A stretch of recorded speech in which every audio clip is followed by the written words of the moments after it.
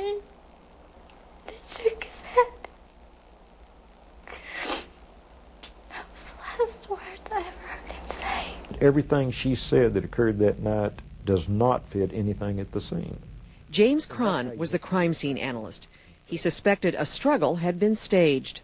A screen window had been slashed, suggesting an intruder.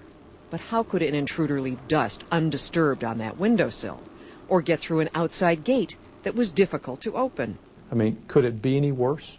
Greg Davis, Assistant District Attorney for Dallas. The evidence pointed one direction only, Darlie Routier. Beginning with the murder weapon, a knife from the kitchen counter with Darlie's fingerprints. Davis felt she was oddly concerned about that, as her sons lay dying. Okay, it's all right. It's okay. We got the prints, baby.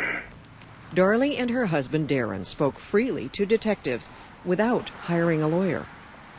Happy birthday to you. Then, 8 days after the murders, on what would have been Devon's 7th birthday, there at the graveside, Darlie spraying silly string. I love you, Devin and Damon. I was in disbelief. It was on the local news, and the prosecutor was watching. If you knew Devin and Damon, you would know that they're up in heaven, and they're up there having the biggest birthday party that we could ever imagine. No grieving mother can do that, in my opinion. This evening, investigators from the Rowlett Police Department arrested Darlie Routier. 4 days later, Darlie Routier was charged with capital murder. We also believe that the wounds present on Darlie Routier were self-inflicted. Darlie's mother-in-law, Cyrilda, briefly took over raising Darlie's toddler, Drake, who'd slept upstairs unharmed the night of the murders. Neither she nor Darlie's mother, Darlie Key, ever doubted her innocence. She said, "Mom, I saw a man. I did not do this to the boys."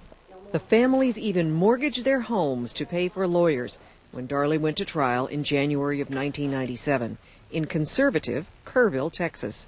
The prosecution's case centered on Darlie herself, depicted as a pampered wife living beyond her means, suffering from postpartum depression and angry about her husband's declining computer business.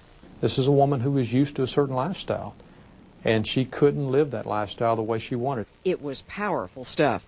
And when Darlie took the stand, she didn't help herself. Under cross-examination, she dissolved in tears. If I had done this to my children, I would be the first person to stand up and say, "Oh my God, I need help. What have I done?" You know, a mother couldn't live with herself. But now, Darlie, they're saying that you could live with it because you're a psychopath and that you could kill and not have a conscience Sure, that about fits it. their theory. For the jurors, it was a theory apparently bolstered by that notorious videotape of Darlie at the gravesite. They watched it over and over again. And then, after a 9-hour deliberation, the guilty verdict. But even going off to death row, Darlie protested her innocence. I didn't murder my children. And now, Sylvia Chase has found some dramatic holes in the case against Darlie Routier. When we come back, a bloody fingerprint found at the scene. Who did it belong to? And what about these pictures of Darlie's arms? This juror says he doesn't remember seeing them. That told me that she didn't hurt herself, that she threw her arms up like this to protect herself.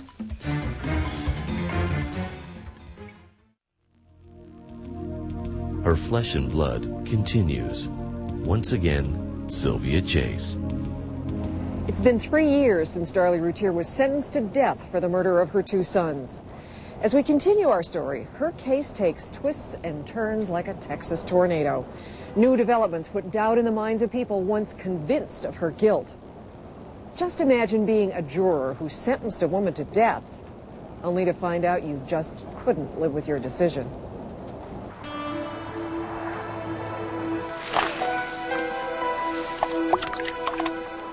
Mom and Dad always told me, said, if you do something wrong, stand up for it. And be accountable and make it right if you can. A few months after juror Charlie Samford condemned Darlie Routier to death row, he told her the other jurors browbeat him into it. We cried, and he apologized to me. Darlie Routier forgave him, too. In 3 years behind bars, she's prayed hard, grown weary, let her hair go natural. But she has never changed her story. I did not murder Devin and Damon. I did not attack myself. She was innocent and not guilty.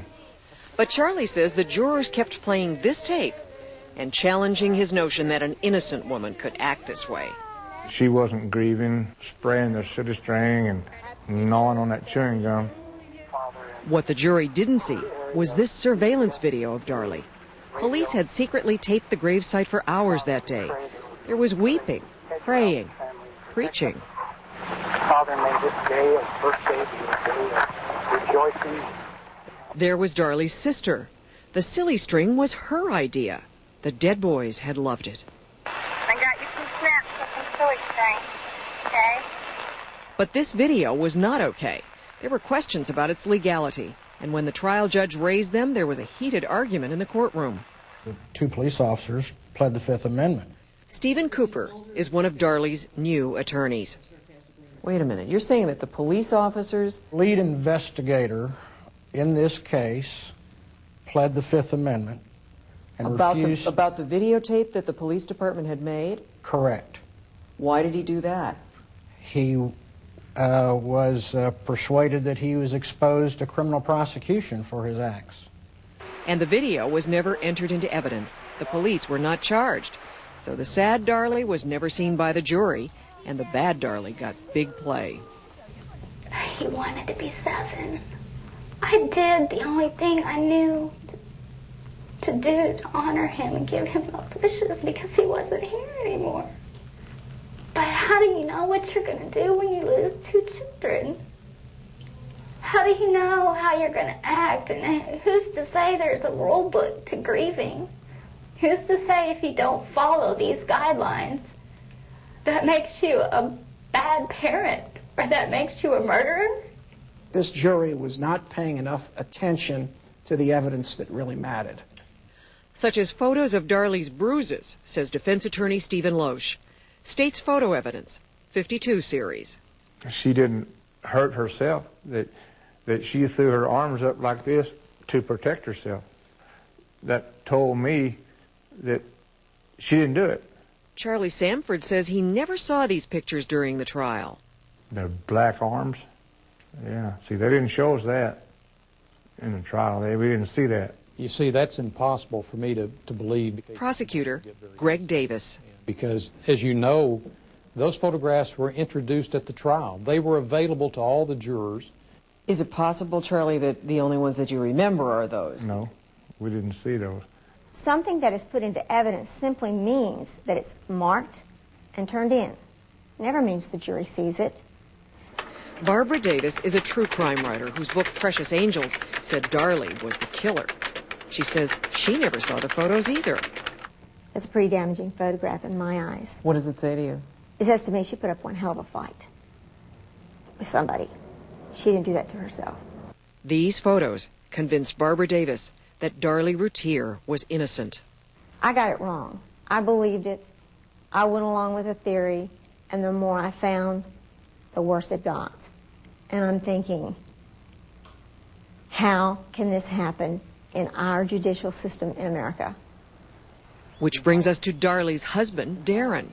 Broke, caring for surviving son Drake, age 4. To save his wife, Darin turned to Brian Pardo, a wealthy Waco man, to fund a reinvestigation of Darlie's case. Turns out there's a catch, and it's a big one. He's making me the #1 suspect, just like the police did Darlie. That's right. Pardo decided Darin did it. He insisted Darin take a lie detector test, which courts have ruled is unreliable and inadmissible.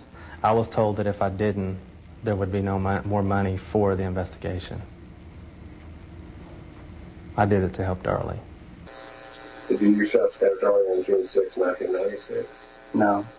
The polygraph examiner said Darin was lying and turned on him. Because you were involved in the murder. No, oh, yeah, you were. And in what way? In what way? Yeah. You helped plan it, and you were there when it happened, and you helped carry it out. And you stabbed your wife. No, I did not. Oh, yeah, you did. No, I didn't. I find it fascinating. I can accuse you of stabbing your wife and trying to kill her, and you can sit there and smile at me. Do you still have the faith that you expressed in our first interview that your husband had nothing to do with this? Yes. Absolutely, no doubts. No. In the beginning, Darin and Darlie were both suspects, even though a bloody fingerprint on the coffee table suggested another person might have been on the murder scene that night.